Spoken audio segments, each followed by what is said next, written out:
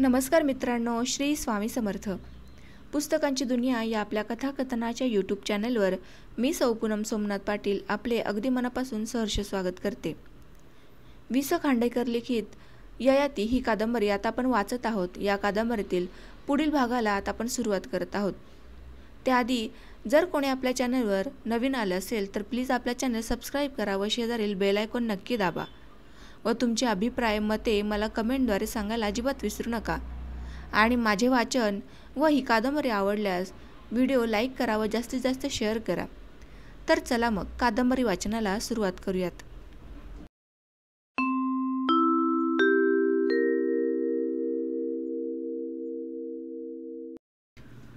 वीर पुरुष म्हणून जग गाजवण्याच्या इच्छेने माझ्या शरीराचा आणि मनाचा कण निकण धुंद होऊन टाकला होता हे आईच्या लक्षात आले असावे. तिने बाबांकडे माझ्या लग्नाचा विषय काढलाच नाही. मधल्या विद्यार्जनाच्या काळात मी किती बदललो याची मला कल्पना नव्हती. भोवतालच्या भूमिभागाचा परिणाम होऊन नदीचे पात्र बदलत जावेत तसे माझे मन झपाट्याने पालटत होते. धनुर्विद्येचे पहिले धडे घेताना दृष्टी आणि चित्त एकाग्र करण्यातला लौकिक आनंद मी पहिल्यांदा अनुभवला.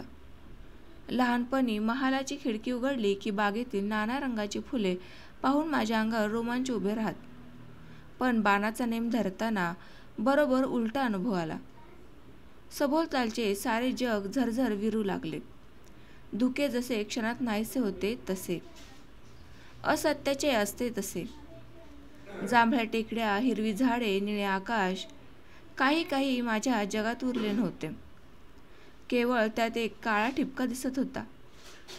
माझ्या बाणाचे लक्ष असलेला सूक्ष्म काळा ठिपका हे त्या क्षणी माझे विश्व झाले होते. या नव्या अनुभवानेही माझ्या अंगावर रोमांच उभे राहिले. निर्जीव वस्तूवर अचूक नेम धरण्यात मी फार लवकर निपुण झालो. साहजिकच सजीव प्राण्यावर नेम धरण्याची पाळी माझ्यावर आली. इतकी वर्ष झाली पण त्या पहिल्याच अचूक नेमाची आठवण झाली की मनाचा अजून थरकाप होतो. एका उंच वृक्षावर शांतपणे बसलेली पक्षीण होती ती. पक्षीण? छे, ध्यानमग्न योगिनी. निळ्या आकाशाच्या पार्श्वभूमीवर ती एखाद्या मनमोहक चित्रासारखी दिसत होती. पुढच्या क्षणी हे चित्र सजीव होऊन भरकन उडून जाईल असे क्षणाक्षणाला वाटत होते. कुठल्या तरी घरट्यात पंख न फुटलेली पिले तिची वाट पाहत असावीत. पण मला व माझ्या गुरूंना तिच्या कुटुंबाशी आणि सुखदुःखांशी काही कर्तव्य नव्हते. मला धनुर्विद्येत प्रवीण व्हायचे होते. त्यांना मला शिकून आपला चरितार्थ चालवायचा होता. त्या निष्पाप चिमुकल्या जीवावर बाण सोडताना मला प्राणांकित यातना झाल्या. निसर्गाशी असलेले माझे निकटचे नाते एक चार क्षणी तुटले. तोपर्यंत हृदयाच्या अगदी कोपऱ्यात का होईना मी कवी होतो. त्या क्षणी तो कवी मेला. मी वीर झालो होतो पण तो सुखासुखी नव्हे. माझ्यातल्या कवीची हत्या करून त्याच्या समाधीवर त्या वीराने आपले सिंहासन थाटले होते. त्या शरसंधानाने कौतुक झाले त्या रात्री. राजवाड्यात आईने स्वतः त्या पाखराचे मांस शिजवले. मोठे रुचकर करून तिने ते बाबांना आणि मला वाढले आणि स्वतःही खाल्ले. बाबांनी ते मिटक्या मारीत घासाघासाला माझे कौतुक करीत खाल्ले. मला मात्र प्रत्येक घास गिळताना कोण कष्ट पडले. रात्री झोपेत असताना एक दोनदा मी जागा झालो. जिव्हारी बाण लागून ती पक्षीण आक्रोश करत होती असा मला भास झाला. पुन्हा जागा झालो तेव्हा तिच्या पिलांचा चिवचिवाट ऐकू आला. अनेक वर्षांपूर्वी नाहीशा झालेल्या आपल्या मुलाच्या आठवणीने आपली आई अजून व्याकुळ होते. पण तीच आई पाखरातल्या एका आईचा मृत्यू हसतमुखाने पाहते. त्या निष्पाप प्राण्याचे शरीर विच्छिन्न करणाऱ्या मुलाचे कौतुक करते. त्या मुक्या मातेचे मांस मिटक्या मारीत खाते. त्या मांसाचा कण निकण शेवटच्या क्षणापर्यंत आपल्या पिलांकरता धडपडत होता हे सहज विसरते. दुसऱ्या दिवशी संध्याकाळी देवदर्शनानंतर वृद्ध अमात्य वाड्यावर आले. माझी शंका मी त्यांच्या पुढे मांडली. ते हसले आणि म्हणाले, युवराज, फार लहान आहात तुम्ही अजून, पण जगरहाटी पाहत पाहत माझे केस काळ्याचे पांढरे झाले आहेत. जग माणसाच्या मनातल्या दयेवर चालत नाही, ते त्याच्या मनगटातल्या बळावर चालतं. माणूस केवळ प्रेमावर जगू शकत नाही, तो इतरांचा पराभव करून जगतो. मनुष्य या जगात जी धडपड करतो ती भोगासाठी. त्यागाची पुराणं देवळात ठीक असतात, पण जीवन हे देवालय नाही, ते रणांगण आहे. त्या दिवशी अमात्यांनी अनेक वैदिक कथा मला सांगितल्या. पशुपक्ष्यांच्या मजेदार गोष्टी ऐकवल्या.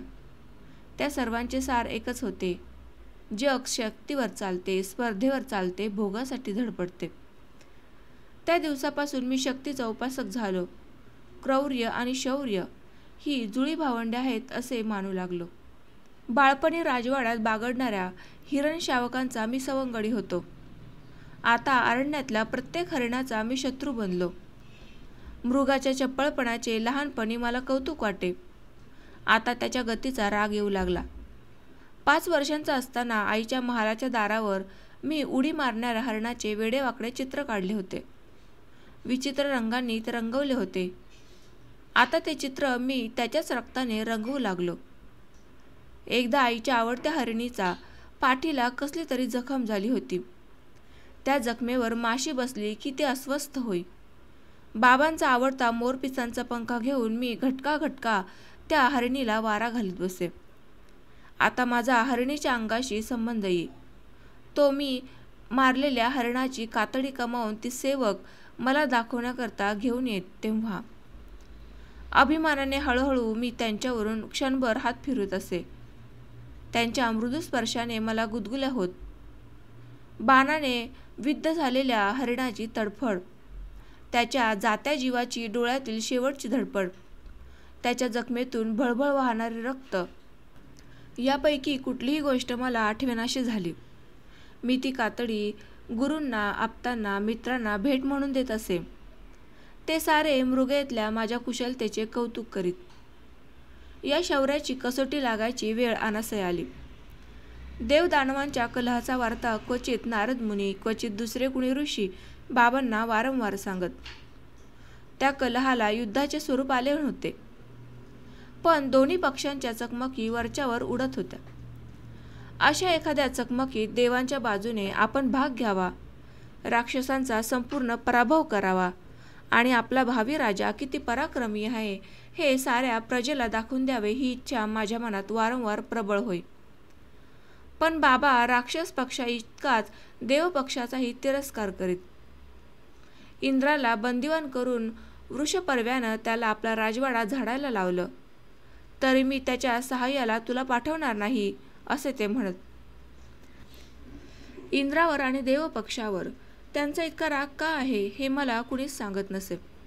वृद्ध अमात्यांना याविषयी अनेक वार मी खोदून विचारले, पण प्रत्येक वेळी त्यांचे उत्तर एकच असे: जगात सर्व गोष्टी योग्य वेळी माणसाला कळतात. झाडांना काही पानांबरोबर फुलं आणि फुलांबरोबर पानं येत नाहीत. अशा वेळी माझ्या मनात येई, आपली युद्धाची हौस अन्य प्रकारच्या साहसाने तृप्त करून घ्यावी. अगदी हिमालयाच्या पायथ्यापर्यंत जावे, नाना प्रकारच्या हिंस्र पशूंची शिकार करावी, मृगया करीत तिथून पूर्व आर्यवर्तातल्या अरण्यात स्वच्छंद भटकावे. तिथे मदोन्मथ हत्ती स्वैरसंचार करीत असतात म्हणे. आपण अजून हत्तीची शिकार केलेली नाही. 1, 2, 3 खूप हत्ती मारावेत. त्यांचे सुंदर सुळे घेऊन हस्तिनापूरला यावे आणि आईला ते दाखवून म्हणावे. पण आई अजून मला कुकुळबाळ समजते. बाबा तिच्या मुठीत होते, त्यामुळे माझी ही सारी प्रिय स्वप्न भूमीत पुरून ठेवलेल्या सुवर्ण मुद्रांसारखी झाली होती. ती असून नसल्यासारखी होती. राजवाड्यात माझे शरीर आणि राजपुत्राच्या जीवनाला पडणाऱ्या मर्यादात माझे मन कोंडल्यासारखे झाले होते. या कोंडमाऱ्यातून कसे सुटावे या विचारात मी होतो. अकस्मात एक सुवर्ण संधी माझ्या पुढे चालून आली. नगरदेवतांचा वार्षिक उत्सव जवळ आला. या उत्सवाला दूरदूरच्या नगरातून आणि खेड्यातून लोकांचे लोंढेच्या लोंढे येत होते. नदीसारख्या असलेल्या हस्तिनापुराला त्यावेळी समुद्राचे स्वरूप प्राप्त झाले. कथा, कीर्तने, पुराणे, प्रवचने, भजन, पूजन, नृत्य, संगीत, स्त्री पुरुषांचे विविध खेळ, नाना प्रकारची सोंगे, नाटके यांच्या नादात ते 10-20 दिवस 10 पळांसारखे निघून गेले. या वर्षाच्या उत्सवाच्या शेवटच्या दिवसाच्या खेळात सेनापतींनी एका नव्या क्रीडेचा समावेश केला होता. साहसी सैनिकांच्या वृत्तीला प्रोत्साहन देण्याच्या हेतूनेच त्यांनी ही कल्पना काढली असावी.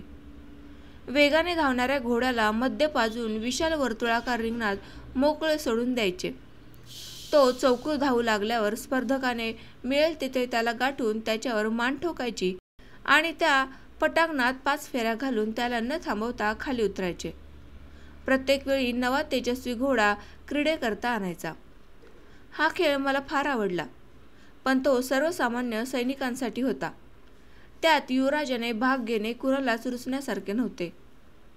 या उन्मादक क्रीडेच्या वेळी मी अतृप्त मनाने पण उत्सुक डोळ्यांनी बाबा आणि आई यांच्यापाशी बसलो होतो.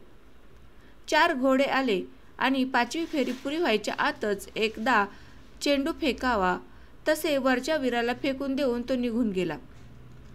5वा घोडा पटांगणात येत असतानाच मी त्याच्याकडे पाहिले. तो एखाद्या भव्य रेखीव राक्षसासारखा दिसत होता. त्याचे लाल लाल डोळे, फेंदारलेल्या नाकपुड्या, देहाच्या मोहक पण उन्मत्त हालचाली यांनी सभोवार पसरलेल्या जनसमुदायात कुतूहलाच्या लाटा उसळल्या होत्या. प्रत्येकाच्या डोळ्यात भीती, आश्चर्य आणि उत्सुकता यांचे मिश्रण दिसू लागले. 6 सेवक त्याला बांधून क्रीडांगणात आणीत होते, पण त्यांना न जुमानता तो मोठमोठ्याने खिंकाळत होता. जोरजोराने टापा आपटून खुरांनी माती उकरीत होता. त्वेषाने मान उडवून मी तुमच्या इच्छेप्रमाणे चालणार नाही असे म्हणत होता.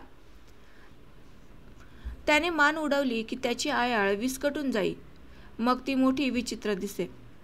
शाप द्यायला सिद्ध झालेल्या एखाद्या क्रुद्ध ऋषीच्या पिंजरलेल्या जटांसारखी ती भासे. त्याच्याकडे पाहता पाहता माझे मन अभूतपूर्व उन्मादाने भरून गेले. माझे हात फुरफुरू लागले. माझी पावले जमिनीवर जोराने आघात करू लागली.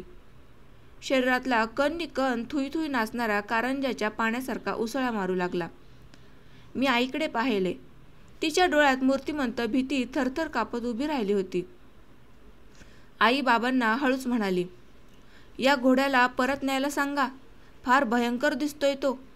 कुणाला तरी अपघात होईल आणि उत्सवाच्या शेवटच्या दिवशी विनाकारण अपशकुन होईल. बाबा हसले आणि म्हणाले, देवी, पुरुषाचा जन्म पराक्रमासाठीच असतो. बाबांच्या त्या हास्याने आणि शब्दांनी मला विलक्षण आनंद झाला. डोळे मिटून मी ते वाक्य हृदयावर कोरू लागलो, पण माझी ती तंद्री फार वेळ टिकली नाही. जनसमूहात एक विचित्र आर्तचित्कार निघाला. तो निनादत या टोकाकडून त्या टोकाकडे गेला. मी डोळे उघडून पाहिले. त्या घोड्यावर बसू पाहणारा सैनिक अपयशी ठरला होता. त्याला दूर फेकून देऊन घोडा वेगाने स्वच्छंदपणे धावत होता. दुसरा, तिसरा, चौथा अनेक सैनिक आले आणि पडले. तो घोडा कुणालाच दाद देईना. सारे प्रेक्षक तटस्थ आणि भयभीत झाले. आता पुढे काय होणार म्हणून डोळ्यात प्राण आणून सारे पाहू लागले. माझ्या कानात कुणीतरी घनगंभीर स्वराने म्हणत होते, उठ उठ, पुरुषाचा जन्म पराक्रमासाठीच असतो. उठ ययाती, उठ. तू हस्तिनापूरचा भावी राजा आहेस. भय या शब्दानं राजाला भ्यायला हवं. हस्तिनापुरात क्षात्रधर्म उरलेला नाही. ते नगर घोड्यांनी जिंकलं असं उद्या लोक म्हणू लागतील. देवदानवापर्यंत ही अपकीर्ती जाईल.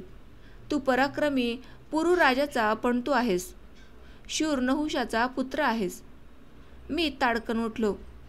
2 पावले पुढे झालो. इतक्यात माझ्याभोवती कुणाच्या तरी कोमल बाहूंचा विळखा पडला. मी वळून पाहिले, ती आई होती. आई? छे, माझी पूर्वजन्मीची ती वैरीण मला अडवीत होती. माझ्या अत्यंत आवडत्या स्वप्नापासून मला दूर ठेवीत होती. ती माझी आई होती, पण तिची माया आंधळी होती. तिचे मन पांगळे झाले होते. अरण्यातून प्रवास करणाऱ्या प्रवाशाने वाटेतल्या वेलींच्या फांद्या झटकन दूर कराव्यात तसे तिचे हात मी मागे केले. क्षणार्धात मी रिंगणात उतरलो. भोवताली माणसेच माणसे पसरली होती. ती माणसे होती, छे, पाषाण मूर्ती होत्या त्या. त्या मूर्ती पुढल्याच क्षणी मला दिसेनासे झाल्या. केवळ तो उन्मत्त घोडा मला दिसत होता. विजय मुद्रेने तो माझ्याकडे पाहत होता. नहुष महाराजांच्या राज्यातल्या पराक्रमाला तो आव्हान देत होता. क्षणाक्षणाला त्याच्या आणि माझ्यामध्ये असलेले अंतर कमी होऊ लागले. मी मनाशी पुन्हा पुन्हा म्हणत होतो, हा घोडा नाही, ससा आहे. त्याच्या मानेवरील ती पांढरी शुभ्र लव. हे शब्द कानात घुमत असतानाच कुणीतरी कर्कश स्वरात ओरडले, अरे वेड्या, कुठं चाललास तू, मृत्यूच्या दरीत?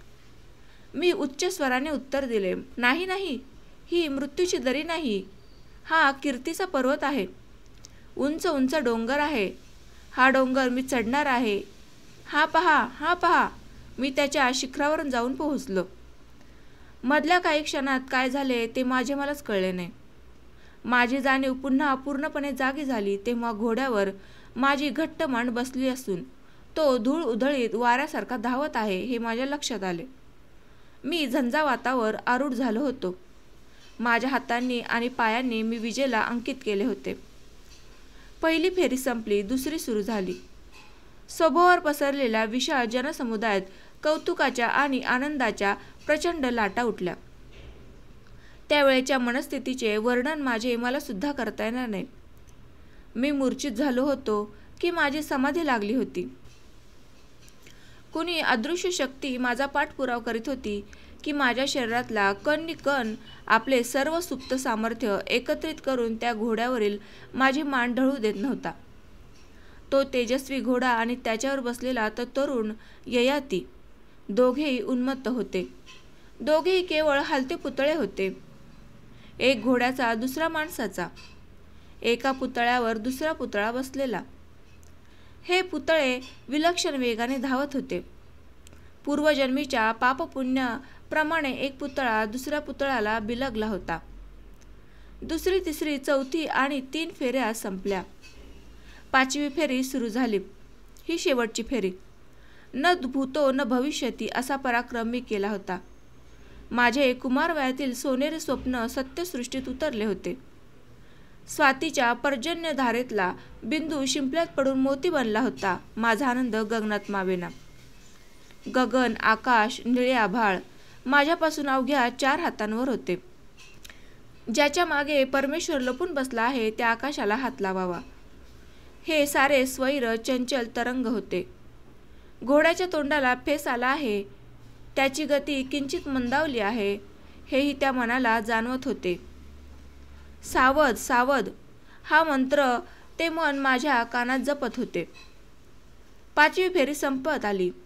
बाबा आणि आई बसली होती तिथून पुढे झाली की ती फेरी संपणार होती. मी त्यांच्या आसनाच्या बाजूने जाऊ लागलो. मगाशी मला अडवणाऱ्या आईची मुद्रा आता किती उल्हासित झाली होती हे मी पाहिले. तो मोह अगदी अनिवार्य झाला. घोडा त्या आसनाच्या किंचित पुढे गेला न गेला तोच मी मागे वळून पाहिले. मोहाचा एक क्षण. त्या क्षणी घोड्यावरील माझी मान किंचित ढिली झाली असावी. काय होतं हे कळायच्या आधी त्या तापट प्राण्याने मला हवेत भिरकावून दिले. त्या मुक्या जीवाचा सारा सूड त्याच्या त्या एका कृतीत साठला होता. हवेतच मला अनेक चित्रविचित्र कर्कश करून आवाज ऐकू आले. तेही क्षणभरच. दुसऱ्या क्षणी मी काळोखाच्या समुद्रात खोल चाललो आहे असा भास झाला मला. त्या भयान काळ्या समुद्रातून मी बाहेर पडलो तेव्हा मला केवळ प्रकाशाचा एक मंद किरण दिसत होता. मी कुठे आहे ते मला कळेना. नागलोकातल्या गुहेत निहा प्रकारचा किरण. कोपऱ्यात डौलाने फणावर करून उभ्या असलेल्या नागाच्या मस्तकावरला हा मणी तर नाही ना? झोप आल्यासारखे वाटत होते पण उठवत नव्हते. उठावेसे वाटत नव्हते. बाबांच्या महालापाशी स्तोत्रे ऐकू येत नव्हती. बहुधा बाहेर उजाडले असावे. आज उत्सवाचा शेवटचा दिवस. आज सर्वात उन्मत्त घोड्यावर कोण आरोहण करणार ते. माझी स्मृती एकदम जागृत झाली. तिच्या पाठोपाठ माझ्या मस्तकातून आणि अंगाअंगातून कळा निघू लागल्या. वाऱ्यावर वाळलेले पान भिरभिरत यावे तसा त्या दिवशी मी घोड्यावरून दूर दूर उडत गेलो होतो. पण कुठे? त्या अपघातात मी पांगळा तर झालो नाही ना? मग मला उठता का येत नाही?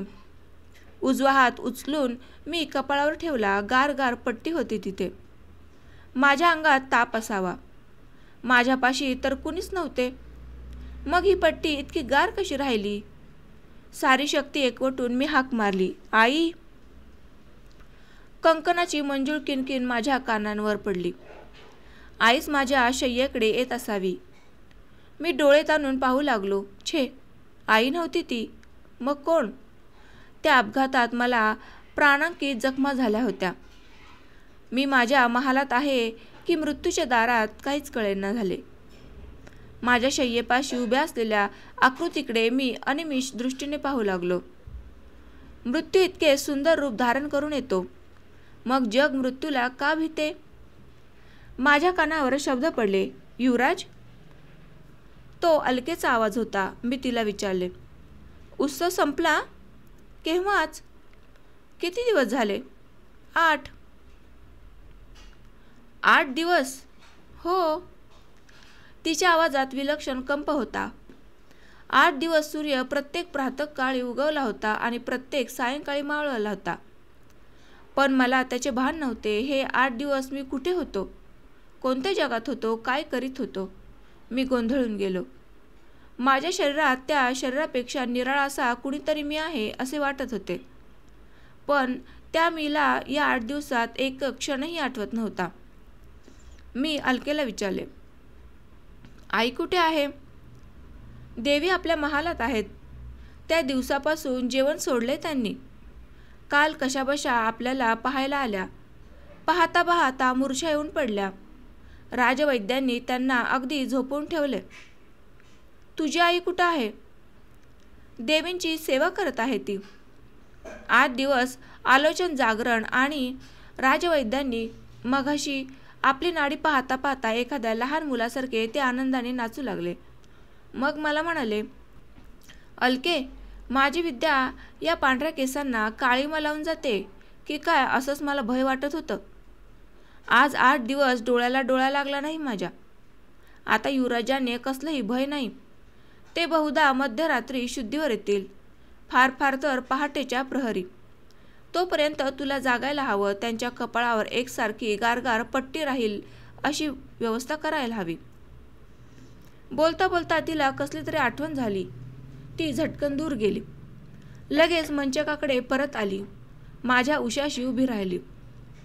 आता मला मघापेक्षा स्पष्ट दिसू लागले होते. माझ्या उशाशी अलका उभी आहे. छे, त्या दिवशीच्या अपघातात मला मृत्यू आला असावा. मी स्वर्गात आहे. माझ्या उशाशी एक अप्सरा उभी आहे. या कल्पनेचे माझे मलाच हसू आले. अलकेने विचारले, हसायला काय झालं? हसायला काय नेहमीच कारण लागतं का? असं मला तरी वाटतं बाई. मग फुलं का हसतात ते सांग पाहू. फुलं का हसतात? ती स्वतःशीच उद्गारली. जणू काही तिच्यामध्ये 2 अलका होत्या. त्यातली एक दुसरीला हा प्रश्न विचारत होती. ती दुसरी गोंधळली. तिची धांदल पाहून पहिली हसली, लगेच ती लाजली. अलकेची ती लाजरी मूर्ती अधिकच मोहक दिसू लागली. समुद्राप्रमाणे सौंदर्यालाही भरती येत असते काय? कुणाला ठाऊक. अलका क्षणाक्षणाला अधिक सुंदर दिसत होती. मी हसत हसत म्हटले, मी सांगू? हं. बायका लाजतात म्हणून त्यांना फुलं हसतात. ईश. तिचा हा उद्गार मला अधिकच गोड वाटला. मी आजारी आहे, अंथरुणावर पडलो आहे. गेले 8 दिवस मला शुद्ध सुद्धा नव्हती. या गोष्टींचा मला पूर्ण विसर पडला. मी टक लावून तिच्याकडे पाहू लागलो. ती चमकली, लगेच पुटपुटली, काय वेडी आहे मी. पट्टीवर घालायला औषध घेऊन आले आणि ते न घालता बोलत बसले. हं, डोळे मिटा पाहू आता. का? हे औषध मोठं जहाल आहे. त्याचा एक थेंब सुद्धा डोळ्यात जाता कामा नये, राजवैद्यांनी निक्षून सांगितले मला. पण माझे डोळे मिटायला तयार नाहीत. का? का? अलकेला हे कसे सांगायचे? मला तुझ्याकडे एकसारखे पाहत राहावेसे वाटते म्हणून. तिला असले बोलणे आवडेल का? ती केवळ दासीची मुलगी नाही. तिच्या आईचे दूध मी प्यालो आहे. तिच्या आईच्या अंगाखांद्यावर मी लहानाचा मोठा झालेलो आहे. किलकेला बाबासुद्धा मानतात. आई तर तिला एखाद्या आपताप्रमाणे वागविते. ययूची काळजी माझ्याहूनही किलकेला अधिक आहे असे म्हणते. अशा किलकेच्या मुलीशी आता तुम्ही डोळे मिटले नाही तर मी गट्टी फू करीन हं. अलकेच्या त्या गोड शब्दांनी माझे बालपण परत आले. समुद्राला मिळालेले नदीचे पाणी जणू काही निराळे झाले. मी मुकाट्याने डोळे मिटले. अलका कपाळाच्या पट्टीवर औषधाचा एक एक थेंबसुद्धा सोडू लागली. काही वेळा डोळ्यांपेक्षा मिटलेल्या डोळ्यांना अधिक दिसतं की काय कोण जाणे. माझी गट्टी फू करणाऱ्या बालपणीच्या अलकेपासून आता पट्टीवर औषध घालीत उशाशी उभ्या असलेल्या अलकेपर्यंत तिची अनेक रूपे माझ्या डोळ्यांपडून सरकत जाऊ लागली. कळी तीच होती, पण फुलत फुलत प्रत्येक वेळी नवे नवे मनोहर रूप धारण करीत होती. अलकेच्या प्रत्येक मूर्तीत निराळाच मोहकपणा दिसत होता. अलका आईबरोबर राजवाड्यात राहत होती, त्यामुळं तिची ही सारी रूपे माझ्या डोळ्यांपुढून गेली होती. पण आजपर्यंत ती माझ्या डोळ्यात मात्र कधीच भरली नव्हती. असे का व्हावे? मी विचार करू लागलो. 6 वर्षांचा होईपर्यंत अलका माझी सवंगडी होती. मग मात्र आमचे संबंध दुरावले. मी होतो राजपुत्र. मी राजवाड्यात, नगरात, राजसभेत, उत्सवात सर्वत्र ऐटीने मिरू लागलो. ती होती दासीची मुलगी. ती मागे मागे राहू लागली. राजवाड्यात आईच्या हाताखाली लहान सहान कामे करू लागली. मला पुढे राजा व्हायचे होते, जगज्जेता वीर व्हायचे होते. ती दासी होणार होती, सदैव कुणाची तरी सेवा करीत राहणार होती. त्यामुळे आम्ही दोघे एकमेकांपासून दूर गेलो. कुठल्या तरी स्वर्गीय सुगंधाने एकदम मला धुंद करून सोडले. माझे डोळे मिटलेलेच होते. उजवा हात हळूहळू वर नेऊन मी पाहिले. अलका वाकून अगदी सांभाळून पट्टीवर थेंब थेंब औषध सोडत होती. माझ्या गालावर तिच्या केसांची एक बट तिला नकळत रुळू लागली होती. ती बट माझ्या हाताला लागली. त्या नाजूक स्पर्शाने माझे शरीर पुलकित झाले. डोळे उघडले तर अलका दूर होईल म्हणून ते न उघडताच मी हसत म्हटले, अलका, माझं नाक फार फार रागवलंय. कुणावर? डोळ्यांवर. कुणाच्या? माझ्या. ते का बाई? त्या नाकाला मला काही विचारायचंय. विचार की मग. त्याची देवावर श्रद्धा आहे ना? माझं नाक काही नास्तिक नाही. देवळातली मूर्ती दगडाची असते, हे त्या नाकाला कबूल आहे ना? हो, आहे की. मग ते नाक त्या मूर्तीपुढं का वागतं? त्याला त्या मूर्तीत देव दिसतो का? तो दिसला नाही तरी तिथं असतो. त्या नाकाला येणारा सुंदर सुगंधही तसाच आहे. अलकेच्या या बोलण्याची मला मोठी गंमत वाटली. आम्ही दोघे जणू काही पुन्हा लहान होऊन शब्दांचे खेळ खेळू लागलो होतो. पण असले खेळ खेळण्यापेक्षा तो सुगंध घेण्याची इच्छा माझ्या मनात प्रबळ झाली. मी अलकेला म्हटले, कसला वास आहे हा? जाईच्या फुलांचा. लहानपणी फार आवडायची ती तुम्हाला. अलका म्हणाली, ते खरे होते, पण मधल्या काळात धनुष्याच्या टणकारात आणि घोड्यांच्या टापात जितकुसुमांचा ते लाडीक कुजबुजणे मला कधीच ऐकू आले नाही. मी म्हणालो, अलका, ती फुलं माझ्या नाकापाशी आण. मला त्यांची क्षमा मागायची आहे. थांबा हा, वेणीच काढून देते मी. वेणी? हो, वेणीत ती माळली आहेत मी. मग ती तिथंच राहू देत. का? तू फुलं तिथून काढशील तर ती माझ्यावर रागवतील. ईश्य, त्यांचा तसाच वास घेऊ दे मला. अलका काहीच बोलली नाही. मी म्हणालो, तू तुझ्या वेणीचा वास मला दिला नाहीस तर मी मोठ्यानं ओरडेन. मग सारी माणसं जागी होतील. पट्टीवर घालायचे थेंब मगाशी संपले असावेत. आपला लुसलुशीत हात माझ्या ओठांवर ठेवीत ती म्हणाली, असं काही करू नका बाई. 8 दिवस राजवाड्यात कुणाचा जीवात जीव नव्हता. राजवैद्यांनी छातीवर हात ठेवून आपल्या दुखण्याला उतार पडला आहे असं सांगितलं, म्हणून आज कुठं झोपी गेले आहेत सारी. राजवैद्यसुद्धा पलीकडच्या महालात झोपले आहेत. तुम्ही ओरडलात की सारी माणसं धावून येतील. मग आई मला बोचून खाईल नी रागारागानं म्हणेल. सेवासुद्धा नीट करता आली नाही कार्टीला. ती मला सुळावर चढविल. सुळावर चढवण्यापेक्षा वेणीचा वास देणं बरं नाही का? हं, चांगल्या गोष्टीत विलंब बरा नसतो असं मोठे लोक म्हणतात. मी 5 अंक मोजायच्या आत 1 2 3 4.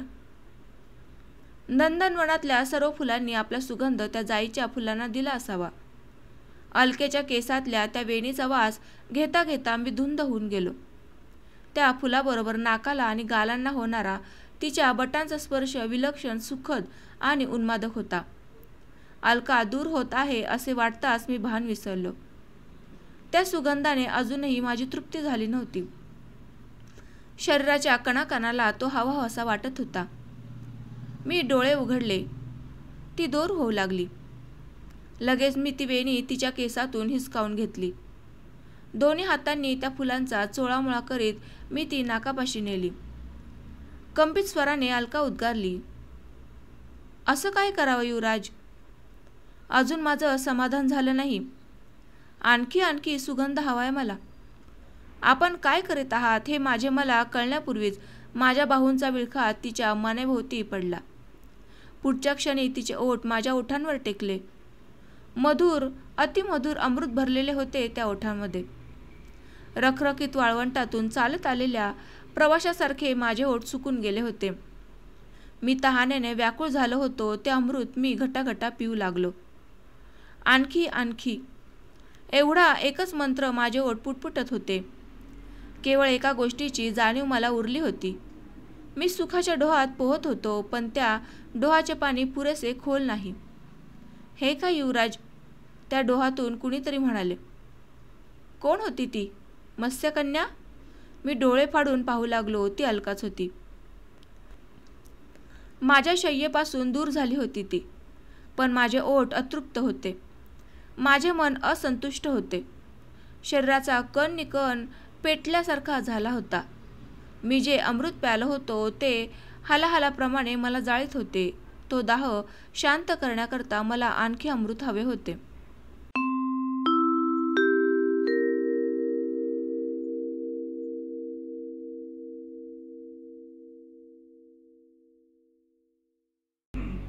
तर मित्रांनो, आजचा भाग हा आपल्याला कसा वाटला हे मला कमेंटद्वारे नक्की सांगा. आपल्या चॅनलला लाईक करा, शेअर करा व सबस्क्राईब करा. आजच्या भागामध्ये मी आपला इथेच निरोप घेते. भेटूयात पुढच्या भागामध्ये. तोपर्यंत आपला प्रेम व आपला लोभ असाच आपल्या चॅनलवर सतत असू द्यात. धन्यवाद.